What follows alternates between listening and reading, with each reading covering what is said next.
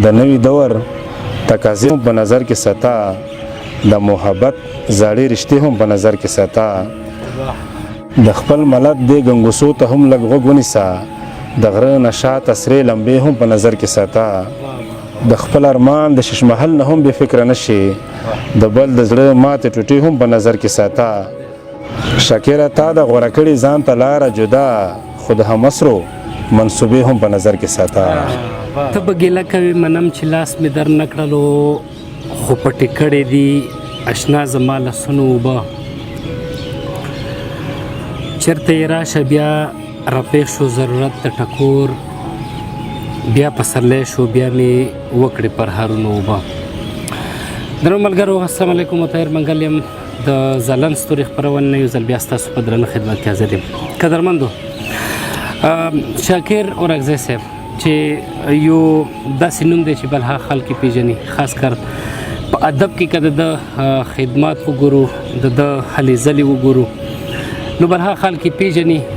د دوو کتابونو خالق دی چې یو دی زلک او بل یو تذکره ده په غرونو کې ګلونه. نو بالکل نن هغه سره پروګرام کې ناست دی، خبرې به ورسره کوو، خوږه خوږه شعرونه به هم ریکارډ کوو. شاکر صاحب بیا ډېر زیات هر کله ستړي مه شئ. ومنه ډېره زیاته مننه مطهر منګل صاحب، تاسو هم او د تاسو د ټول ټیم د چینل چې څومره مینوال دي دوی ټولو ته زما له طرفه سلامونه، نیکې هیلې او درنښت. خوشحال اوسئ. شاکر صاحب اولنۍ پوښتنه به د ژوند رسي چې ژوند مار څنګه روان دی؟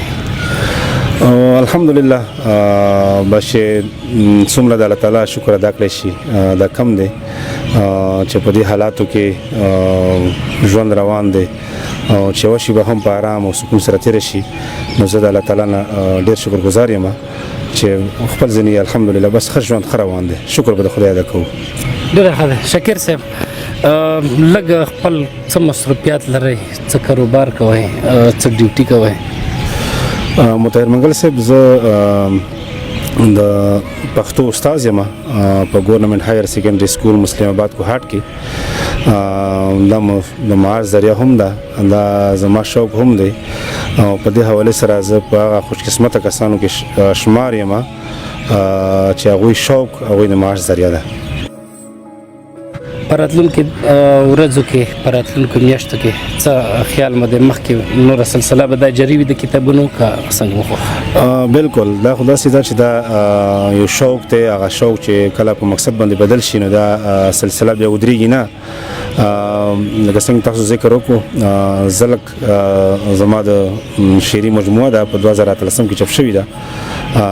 هغه نه پس چونکې شاعري زه کوم خو لږه کمه کړې مو داسې ده چې په موجوده ټایم کې زه ما ریسرچ روان دی پښتو اکیډمي پیښور پوهنتون نه، پی ایچ ډي مې روانه ده انشاءالله، بس په اخري مرحلو کې ده.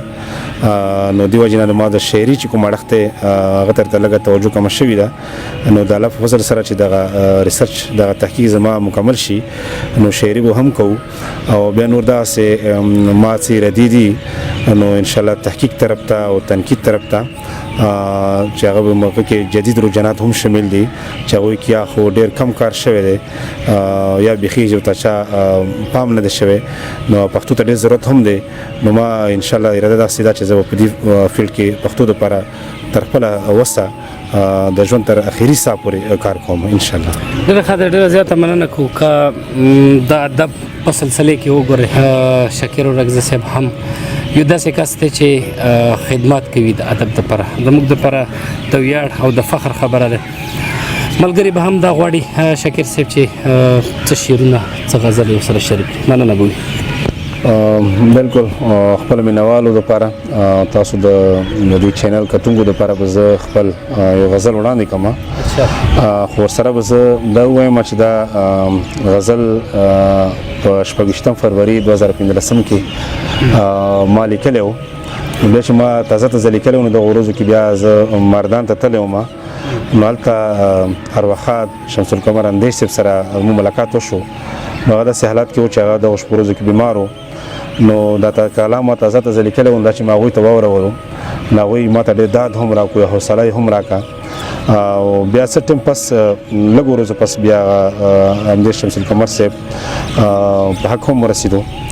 نو دې کلام سره داسې دي چې کلام د مخ ته رسي نو ما ته هغه شمس القمر همداسې مخ ته شي. نو دې سره به زه د هغوی یادونه هم کوم چې ارواښاد شمس القمر همداسې د پښتو د جدید غزل حوالې سره یو ډېر معتبر نوم دی. نو دا غزل دی د هغوی روح ته ډالۍ وي او ټولو مینوالو ته دې هم ډالۍ وي. مطلب دا چې د نوي دور تقاضې هم په نظر کې ساته، د نوي دور تقاضې هم په نظر کې ساته، د محبت زاړې رشتې هم په نظر کې ساته، د خپل ملت د ګنګوسو ته هم لږ غوږ ونیسه، د خپل ملت د ګنګوسو ته هم لږ غوږ ونیسه، د غره نشاته سرې لمبې هم په نظر کې ساته. او شعر دی چې د خپل ارمان د ششمحل نه هم بې فکره نشي، د خپل ارمان د ششمحل نه هم بې فکره نشي، د بل د زړه ماتې ټوټې هم په نظر کې ساته، د خپل ارمان د ششمحل نه هم بې فکره نشي، د بل د زړه ماتې ټوټې هم په نظر کې ساته.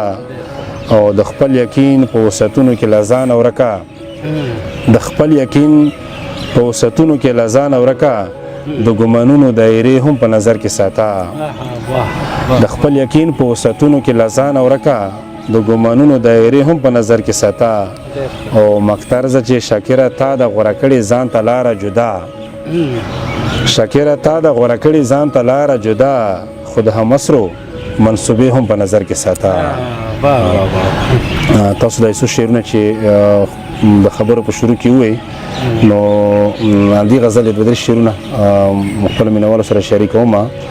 زما په برخه دي اشنا د بارانونو اوبه، زما په برخه دي اشنا د بارانونو اوبه، لکه مرغه څخمه د غره د تالابونو اوبه. او ته به ګیله کوې منم چې لاس مې در نه کړلو، ته به ګیله کوې منم چې لاس مې در نه کړلو، خو پټې کړي دي اشنا زما لاسونو اوبه. او چېرته یې راشه بیا راپېښ شو ضرورت د ټکور، چېرته یې راشه بیا راپېښ شو ضرورت د ټکور، بیا به سرلی شو بیا مې وکړې پر هرونو اوبه. وایم په واړه کائنات کې بختور زه یمه، وایم په واړه کائنات کې بختور زه یمه، ساقي چې وڅښم ستا د لپو په جامونو اوبه. او مکترزه چې شاکره ځکه موږ سرونه بې نشې ګرځوو، چې جینکۍ راوړي ګودرنه په سرونو اوبه. ډېره زیاته مننه تاسو هم او ستاسو د مینوالو هم. او انشاءالله که ژوند وفا وکړه بیا به انشاءالله ملویږو.